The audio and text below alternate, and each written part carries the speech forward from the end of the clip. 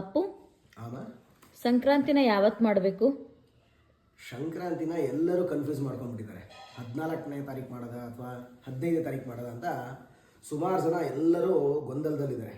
ಅಂದರೆ ನಾವು ಯಾವುದೇ ದೇವರನ್ನ ಪೂಜೆ ಮಾಡಬೇಕಾದ್ರೆ ಸೂರ್ಯೋದಯ ಲೆಕ್ಕದಲ್ಲಿ ನಾವು ಮಾಡಬೇಕು.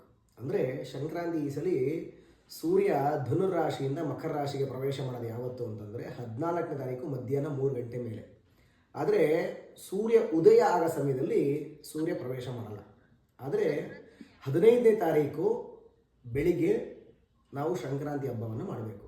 ಯಾಕೆ ಅಂತಂದರೆ ಆವಾಗ ಸೂರ್ಯ ಮಕರ ಲಗ್ನದಲ್ಲಿ ಇರ್ತಾರೆ. ಏಕೆಂತಂದರೆ ಅದನ್ನೇ ನಾವು ಮಕರ ಸಂಕ್ರಮಣ, ಸಂಕ್ರಾಂತಿ ಹಬ್ಬ ಅಂತ ಹೇಳ್ತೀವಿ.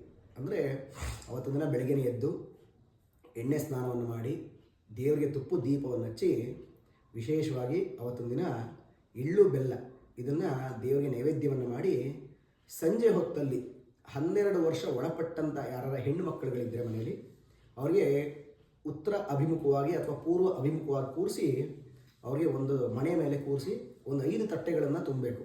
ಯಾವುದು? ಎಳ್ಳು ಬೆಲ್ಲವನ್ನು ತುಂಬಬೇಕು, ಇನ್ನೊಂದು ತಟ್ಟೆಯಲ್ಲಿ ಕಬ್ಬಿನ ಚೂರುಗಳನ್ನು ತುಂಬಬೇಕು, ಇನ್ನೊಂದು ತಟ್ಟೆಯಲ್ಲಿ 5 ಥರ ಹಣ್ಣು, ಇನ್ನೊಂದು ತಟ್ಟೆಯಲ್ಲಿ ಅರಶಿನ ಕುಂಕುಮವನ್ನು ಇಟ್ಟು ಅವ್ರಿಗೊಂದು ಆರತಿಯನ್ನು ಮಾಡಿ ಆ ಎಳ್ಳು ಬೆಲ್ಲವನ್ನು ತಲೆಯಿಂದ ಕಾಲು ತನಕ ಕೆಳಗಡೆ ಬೀಳಾಗೆ ರೀತಿ ಹಾಕಬೇಕು. ಹಾಕಿ ಒಂದು 5 ಜನಕ್ಕೋ 12 ಜನಕ್ಕೋ ನಿಮಗೆ ತಾನುಶಕ್ತಿ ಎಷ್ಟು ಜನ ಇರ್ತಾರೋ ಮನೆ ಅಕ್ಕಪಕ್ಕ ಎಲ್ಲರಿಗೂ ಆ ಎಳ್ಳು ಬೆಲ್ಲವನ್ನು ಬೀರಬೇಕು. ಬೀರಿದ ಮೇಲೆ ಆ ಮಕ್ಕಳು ಮನೆಗೆ ಬಂದ ಮೇಲೆ ಅವರಿಗೆ ಒಂದು ಕೆಂಪು ನೀರು ಆರತಿ ಮಾಡಿ ಅದನ್ನು ತೊಗೊಂಡೋಗಿ ಬೀದಿ ಬಾಗಿಲಿಗೆ ಹಾಕಬೇಕು. ಆವಾಗ ಮಕ್ಕಳುಗಳಿಗೆ ಒಳ್ಳೆ ಯಶಸ್ಸು, ಒಳ್ಳೆ ಕೀರ್ತಿ, ಒಳ್ಳೆ ವಿದ್ಯೆ ಇವೆಲ್ಲ ಪ್ರಾಪ್ತಿಯಾಗುತ್ತೆ. ಜೊತೆಗೆ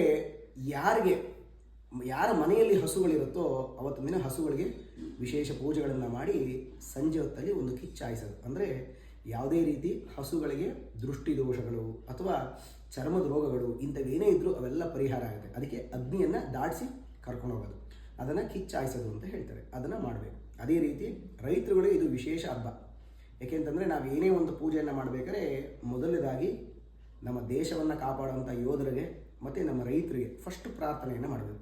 ಏಕೆಂತಂದರೆ ನಮ್ಮ ಜೀವ ಚೆನ್ನಾಗಿರಬೇಕು ಅಂತಂದರೆ ಯೋಧರು ಆಶೀರ್ವಾದ ಬೇಕೇ ಬೇಕು. ಅದೇ ರೀತಿ ನಮಗೆ ಹೊಟ್ಟೆ ತುಂಬ ಊಟವನ್ನು ಬೇಕು ಅಂತಂದರೆ ರೈತರ ಆಶೀರ್ವಾದ ಇರಲೇಬೇಕು. ಅದರಿಂದ ಅವ್ರನ್ನೂ ಸಹ ನಾವು ಈ ಸಮಯದಲ್ಲಿ ಪ್ರಾರ್ಥನೆಯನ್ನು ಮಾಡ್ಕೋಬೇಕು. ಏಕೆಂತಂದರೆ ಅವ್ರು ಚೆನ್ನಾಗಿದ್ದರೆ ನಾವು ಚೆನ್ನಾಗಿರ್ತೀವಿ. ಅದ್ರ ಜೊತೆಗೆ ಯಾರಿಗೆ ಪಿತೃ ದೋಷಗಳಿದೆ ಅಥವಾ ಪಿತೃಗಳಿಂದ ತೊಂದರೆಗಳಾಗ್ತಿದೆ ಅಂತಂದರೆ ಇಂಥ ಮಕರ ಸಂಕ್ರಮಣದ ದಿನ ನಾವು ನಮ್ಮ ಮನೆ ದೇವರಿಗೆ ಅಕ್ಕಿ ಹಿಟ್ಟಿಂದ ದೀಪವನ್ನು ಹಚ್ಚಿದ್ರೆ ಬಹಳ ಶ್ರೇಷ್ಠ.